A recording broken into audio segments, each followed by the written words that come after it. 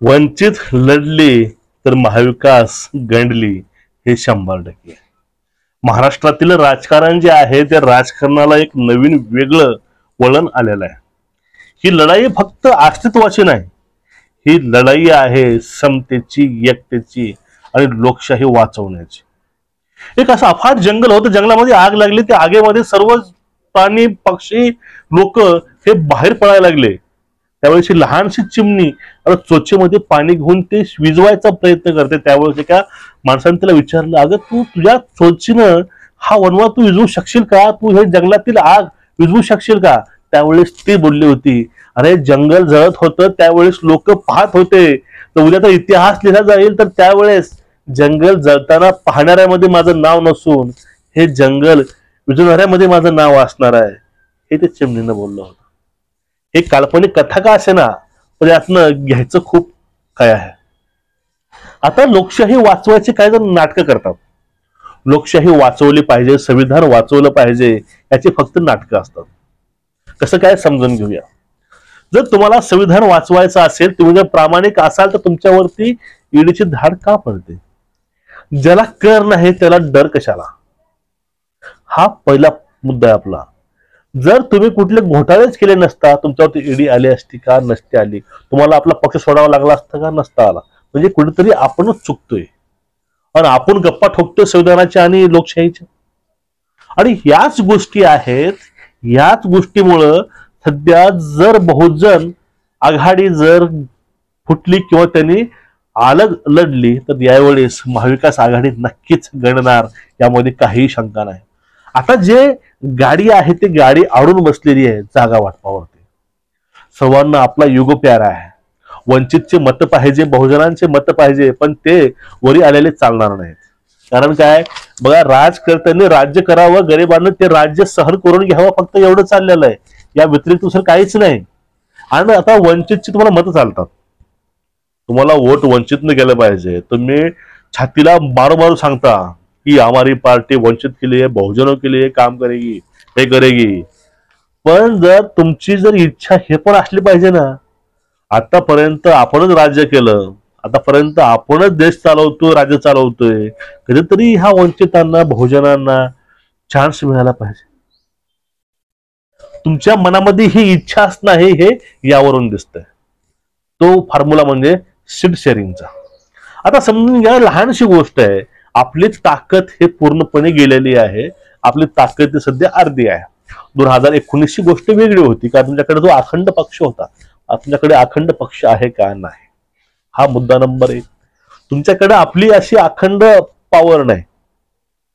पूर्वीच्या गोष्टी 2019च्या गोष्टी म्हणतायत ना, की वंचित आघाडी त्यावेळेस 6% मत घेतली होती, त्यांना यावेळेस 1% सुद्धा मत घेणं शक्य नाही.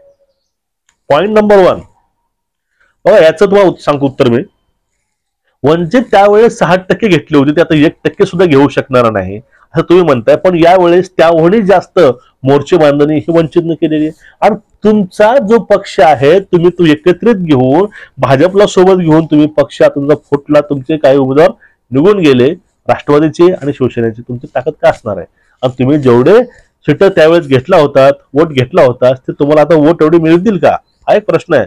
आता महत्वाची गोष्ट वळूया आपण आपल्या गोष्टीकडे. ती गोष्ट म्हणजे महाराष्ट्रामध्ये बाळासाहेब आंबेडकरांनी अशा कुठल्या खेळ्या खेळून गेलेल्या आहेत, त्यांनी असं कुठलं राजकारण केलंय, त्या राजकारणाचे पडसाद थोडे कालांतरावर दिसून येतील. तुम्हाला आताच कळणार नाही इफेक्ट लगेच, पण ते लहान लहानशा गोष्टी असतील त्यावरती काही लोक हसले. राऊत सुद्धा हसले. राऊतने म्हणले की हे मागणी हसण्यासारखी आहे, जगात ही मागणी अशी कोणच करत नाही. ते निखिल वागळे साहेब म्हणले हे चुकीचं आहे, हे बरोबर नाही, दॅट्स ऑल. पण हे असं नाही. हे जे खेळी आहे ना, ही खेळी खूप पुढची खेळी आहे. बाळासाहेबांनी जे खेळून गेलेली खेळी आहे, ती खेळी आताची नाही. हे नेक्स्ट लेवल आणि हाय लेवल आहे. हे कळणाऱ्याला सुद्धा अक्कल पाहिजे. ती अक्कल आपल्याकडे असेल असं वाटत नाही. आता बघा, बाळासाहेबांची खेळी कुठली आहे बघा. बाळासाहेबांची पहिली खेळी, बाळासाहेबांनी टाकलेल्या अटी. बाळासाहेबांनी जी मागण्या महाविकास आघाडीला केलेल्या आहेत, त्या मागण्याच बाळासाहेबांची पहिली 4 आणि पहिली स्टेप आहे. कसं काय समजून घ्या. बघा, बाळासाहेबांची पहिली मागणी होती 39 मसुद्याचा एक गच्चा, त्यामुळे त्यांनी 25 ते 30 पॉइंट असे मांडले होते, त्यातून बहुजनाचं सर्वसामान्य लोकांचं हित होतं आणि ते त्यांनी सुपूर्द केलं.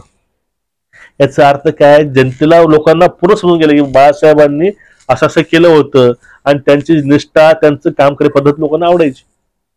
पुढली गोष्ट आहे ते म्हणजे की तुमच्याकडनं 15 जागा ओबीसीला द्या आणि 3 जागा अल्पसंख्याकाला द्या. आता 15 जागा ओबीसीला याची मागणी केली. ह्या गोष्टी पूर्ण महाराष्ट्रामध्ये पसरल्या वाऱ्यासारख्या.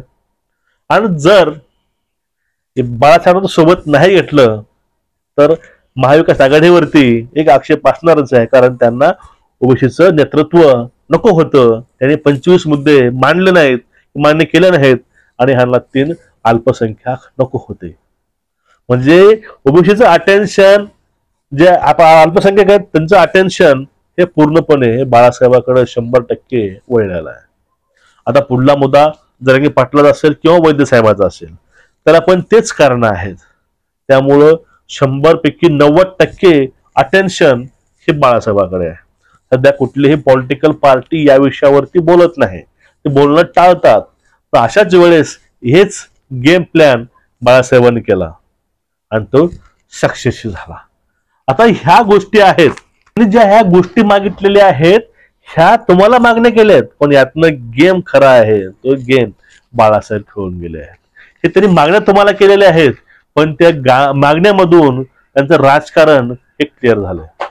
ओबीसींना पण, अल्पसंख्याकांना, गरीब मराठ्यांना, बहुजनांना आणि काही मुस्लिम समाजाला सुद्धा ह्या गोष्टीचं माहिती झालं की बाबा नाही, बाळासाहेब आंबेडकर आपल्याविषयी त्यांच्या मनामध्ये खूप काही आहे आणि ते आपल्यासाठी खूप काही करू शकतात आणि करतीलही, कारण एक निस्वार्थ देशसेवा ते नक्कीच करू शकतील. आणि ह्या सर्व गोष्टी जे पाहिले तर असं वाटतं की महाराष्ट्रामध्ये महाविकास आघाडीला बाळासाहेबांची गरज आहे, बाळासाहेबाला महाविकास आघाडीची गरज नाही. हा झाला मुद्दा पहिला क्लिअर. आता पुढला मुद्दा, कारण यावेळेस महाविकास आघाडी वारंवार सांगते तुमची ताकद कमी आहे, ताकद कमी आहे. आणि ते ह्या पण गोष्टी बोलतात की वंचितमुळे आमच्या 9 जागा मागच्या वेळेस पडल्या होत्या. जर तुमच्या 9 जागा पडत असतील तर त्या 9 जागा इझी वंचित निवडून आणू शकतो. त्यामुळं त्यांना 8-9 जागा तुमची काहीही हरकत नसावी लागते.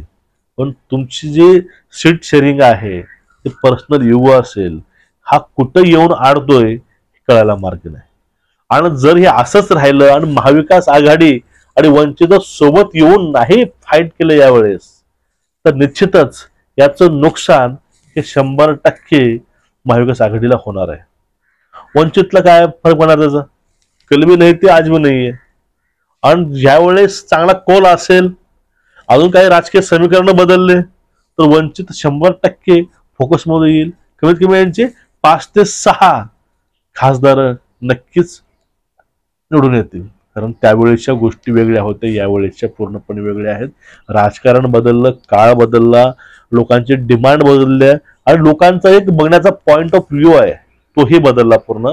लोकांना काहीतरी नवीन पाहिजे. आता लोक ह्या सिस्टमला, ह्या लोकांना बोर झालेले आहेत.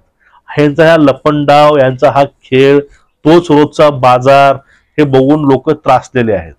अरे लोकांनी पिक्चर नाही बघितला 5-6 महिने झालं, लोक तुमचं राजकारण बघत आहेत इंटरेस्ट घेऊन. एवढं त्यामध्ये कॉमेडी आहे, ड्रामा आहे, थ्रिलर आहे, सस्पेन्स आहे, सगळंच आहे. राजकारण एकदम फिल्म होऊन गेलेलं आहे आणि हे लोकांना नको आहे. लोक कंटाळलेत लोक, आणि याला लोकांना काहीतरी नवीन पाहिजे, काहीतरी नवीन. कारण लोकांनी ते दाखवून देते लोक यावेळेस. तुम्हाला एकूणच काय वाटतं नक्कीच कमेंट करा याविषयी. चॅनलला सबस्क्राईब करा.